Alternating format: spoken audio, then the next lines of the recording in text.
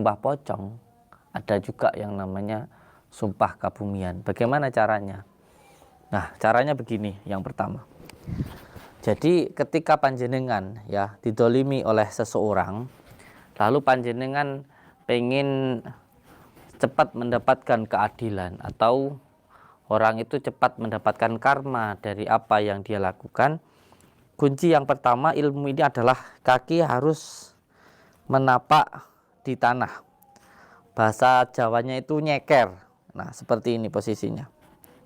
Nah, setelah panjenengan keluar rumah atau di tempat yang terbuka dengan posisi kaki nyeker, yang kedua kepala harus langsung di bawah langit. Jadi ilmu ini adalah ilmu sumpah bumi, yang dimana orang yang mendolimi kita akan mendapatkan laknatnya Allah dengan cepat, dengan wasilah tanah. Jadi ketika orang itu, selama orang itu masih menginjak tanah atau orang itu masih hidup, maka orang itu hidupnya akan sengsara. Yang kedua, langsung di bawah langit. Jadi selama orang itu masih ada di kolong bumi, masih ada di bawah langit, maka orang itu akan cepat mendapatkan keadilan atau kalau saya hidayah dari Allah. Seperti itu. Yang kedua, setelah yang pertama kaki kita langsung menginjak ke tanah, yang kedua kita langsung di bawah langit. Terus setelah itu kaki kita yang kiri ini gedrukan ke bumi dengan membaca doanya. Ibu bumi, Bopo langit, saya sebutkan nama panjenengan. Tidak ridho, tidak ikhlas dengan apa yang dilakukan orang itu terhadap saya, dan saya meminta keadilan-Mu ya Allah. Setelah itu majukan kaki kanan, baca sumum bukmun ngumyun fahum layar jingun. Gedurkan ke tanah 3 kali. Setelah itu panjenengan duduk sila. Posisi sila tangannya harus menyamping ya. Jadi begini. Ini harus begini. Karena apa?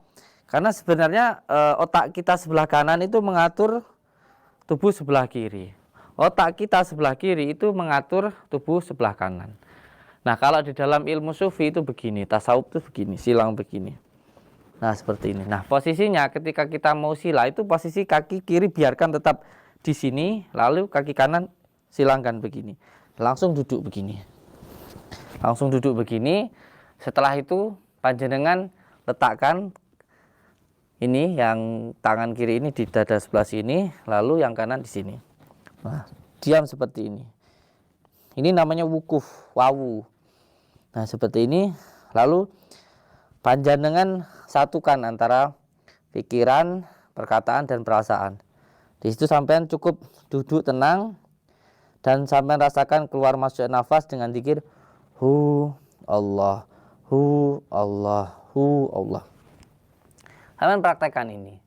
Tidak sampai 41 hari.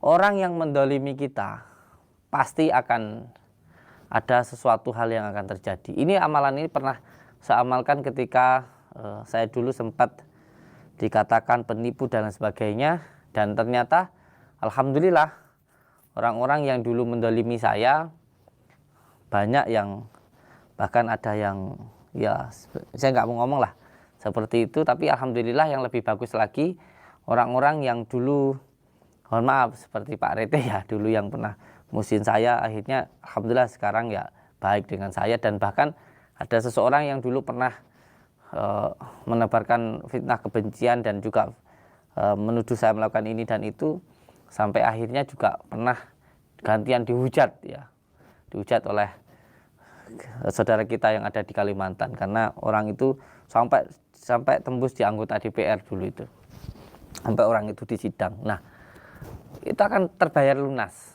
Jadi kita itu tidak perlu membalas keburukan orang. Amalan ini silahkan panjenengan amalkan, dan panjenengan tidak perlu susah-susah untuk menggunakan ilmu santet dan sebagainya. Cukup sampai pasrahkan ke Ibu Bumi, Bopok Langit.